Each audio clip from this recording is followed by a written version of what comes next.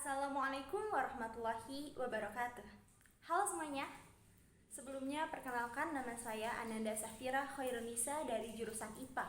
Pada kesempatan kali ini saya akan mempresentasikan hasil dari Project Based Learning saya yang bertemakan utilitas dan efektivitas hand sanitizer dengan formulasi bahan alami di tengah pandemi COVID-19. Seperti yang kita ketahui, dunia tengah dilanda pandemi virus corona. Begitu juga Indonesia. Kesehatan, pendidikan, perekonomian, bahkan pemerintahan terkena dampak yang sungguh geruh. Gulung tikar, PHK, lalu menganggur rasanya sudah seperti kalimat tak asing saat itu. Sehingga dengan sigap, Kementerian Koordinator Bidang Perekonomian menyatakan bahwa Indonesia perlu menerapkan tatanan normal baru atau era new normal. Pelbagai istilah-istilah asing di telinga mulailah bermunculan. ODP, OTG, PDP, social distancing, dan lain-lain. Begitu juga dengan 3M. Baik, mari kita fokuskan pada 3M. Apa sih 3M itu? 3M adalah protokol kesehatan di tengah pandemi yang terdiri dari 1. Memakai masker, 2. Mencuci tangan, dan 3. Menjaga jarak dan menghindari kerumunan. Mari kita fokuskan pada poin kedua yang akan menjadi pembahasan pada presentasi ini, mencuci tangan. Orang-orang mengetahui bahwa menggunakan sabun dan air adalah hal yang disebut dengan cuci tangan. Lalu, bagaimana jika kita tidak memiliki akses antara air dan sabun atau dalam keadaan yang tidak memungkinkan? Cuci tangan pakai angin? Ya kali, enggak lah ya. Terus gimana dong? Ya, hand sanitizer. Pasti tahu dong, orang judul presentasinya aja udah hand sanitizer. Karena itulah, para manusia cerdas menemukan peluang di tengah permasalahan ini. Di saat orang-orang panic buying, memborong masker dan hand sanitizer, para orang-orang cerdik terus memproduksi dan memutar otaknya. Dan karena itulah rasanya sudah cukup banyak merek-merek hand sanitizer yang tersedia di pasaran. Tapi, apakah itu harus menjadi alasan untuk diam saja? Toh sudah banyak yang buat? Ya, bisa sih kalian diam saja. Tapi jika ingin menjadi orang cerdik pula, maka kita tak boleh berdiam diri. Untuk itu saya memutar otak pula untuk membuat terobosan baru, membuat hand sanitizer terasa lebih asik, menggabungkan antiseptik bahan alami, pelembab, dan apaan tuh? Air api udara, avatar Bukan, rahasia, kita bahas di slide lainnya. Sebetulnya pikiran saya membludak. Banyak yang ingin dibicarakan dan disampaikan dalam presentasi ini. Namun berhubung waktu maksimal hanya 10 menit, ya memang hanya, karena jika sampai tuntas rasanya butuh waktu berjam-jam. Untuk itu saya harus mempercepat diri. Untuk rumusan masalah, tujuan, dan manfaat silakan jeda tayangan ini, karena tak perlu paparan lebih lanjut. Dan jika saya jelaskan, pasti akan sama dengan apa yang tertera, dan jatuhnya hanya membaca, bukan menjelaskan. Jadi silakan jeda, saya beri waktu 3 detik. 1, 2, 3. Wis. Kayak YouTuber minta subscribe ya. Dari sekian banyak kajian pustaka yang saya baca, ternyata banyak bahan alami yang dapat dimanfaatkan untuk menjadi hand sanitizer. Lalu saya terpikat dengan beberapa di antaranya. Mungkin sudah banyak rekan-rekan yang lain juga menggunakan hand sanitizer dengan lemon. Ya, karena lemon mengandung asam sitrat dan memiliki daya sebagai antibakteri. Itulah yang dipaparkan Nur Laili pada tahun 2018 dalam penelitiannya. Sebelumnya lemon terasa sudah cukup mainstream, bukan?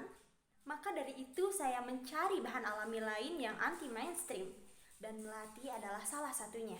Jasminum sambak atau yang akrab dipanggil melati. Hai melati, apakah kamu bisa kujadikan hand sanitizer? Ya, bisa. Kata Krishna Feni dan kawan-kawan, aku memiliki senyawa aktif seperti alkaloid, flavonoid, saponin, dan tannin yang berfungsi sebagai antiseptik dan antibakteri. Yakin? Untuk antiseptik? Bukannya untuk merayu makhluk halus? Kamu kan melati. Bukanlah. Masih gak percaya? Priya dan Patrick juga berkata setelah meneliti aku kalau aku efektif sebagai antibakteri. Ya, begitulah kira-kira percakapan antara saya dan melati. Oke deh, Kita lanjut aja ke bahan anti mainstream selanjutnya, yaitu lavender. Minyak bunga lavender juga merupakan antiseptik menurut Gita and Roy pada tahun 2014. Bahkan Evans dalam penelitiannya mengatakan bahwa potensi antibakteri yang dimiliki minyak asiri bunga lavender dapat menggantikan alkohol pada formulasi sediaan antiseptik tangan. Wow, luar biasa bukan? Kajian pustaka bahan yang akan saya paparkan selanjutnya adalah bahan alami yang saya gunakan juga sebagai moisturizer. Yang pertama ada aloe vera atau lidah buaya. Menurut liputan6.com, gel lidah buaya memiliki pelembab alami. Selanjutnya ada kemiri. Ya, kemiri yang buat bumbu dapur itu loh. Ternyata selain menjadi bumbu dapur, kemiri juga seringkali diolah menjadi minyak kemiri yang bermanfaat untuk kecantikan, seperti mencerahkan kulit, menjaga kelembaban kulit, juga melindungi kulit dari sinar UV. Okay, now let's make Altatizer. Are you ready? Penelitian ini dilakukan mulai 30 Januari sampai dengan 25 Februari 2021. Metode penelitian yang saya gunakan yaitu metode kualitatif dan eksperimen yang pada umumnya digunakan dalam penelitian yang bersifat ilmiah. Namun, bukan berarti bahwa pendekatan ini tidak dapat digunakan dalam penelitian sosial, termasuk penelitian ekonomi, kesehatan, dan sebagainya. Hipotesis yang saya buat untuk penelitian ini bahwa Altatizer memiliki efektivitas dan kelayakan sebagaimana hand sanitizer pada umumnya, serta utilitas yang baik di tengah pandemi COVID-19. Di sini saya juga mencantumkan bagaimana cara pembuatan Altatizer untuk takaran satu botolnya, yaitu 60 ml. Untuk lebih lanjut silakan akses di kanal YouTube saya, Ananda Racon, dengan link yang telah tertera. Selanjutnya ada hasil penelitian Altatizer. Yang pertama yaitu suhu.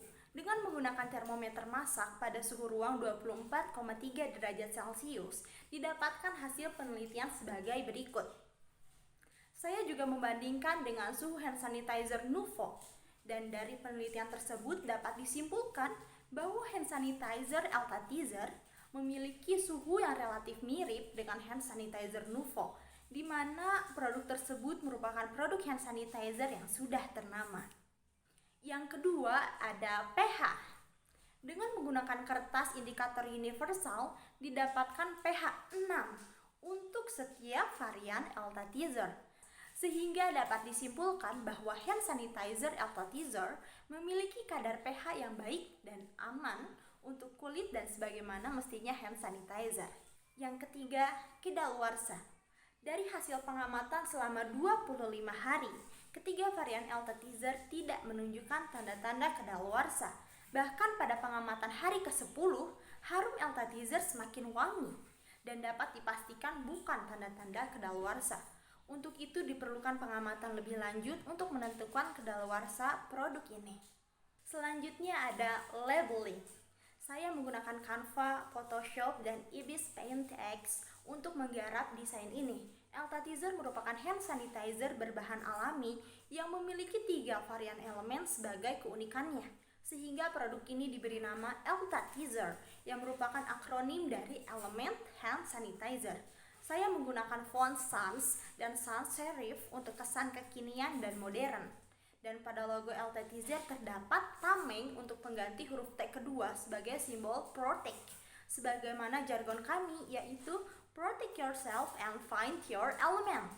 Masing-masing varian didesain dengan cara masing-masing atau dengan maskot masing-masing dan penambahan ilustrasi bahan alami yang digunakan dalam varian tersebut.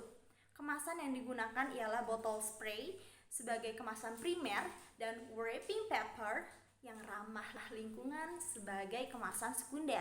Setiap pembelian satu varian elemen juga dilengkapi Tizer Element Card yang berisi fun fact elemen tersebut. Okay, now time to do business. Are you ready? Harga jual Altatizer ditentukan berdasarkan persentase keuntungan maksimum, yaitu 55% untuk strategi marketing dan promosi-promosi yang lebih baik ke depannya. Daftar harga lebih rinci dapat Anda lihat pada layar yang tertera. Pembayaran dapat dilakukan secara tunai maupun cicilan selama 4 minggu dengan minimal pembelian 15 botol dan dengan DP 20% dari total pembelian. Pembayaran juga dapat dilakukan melalui dompet digital. Media promosi yang digunakan yaitu Instagram dan WhatsApp.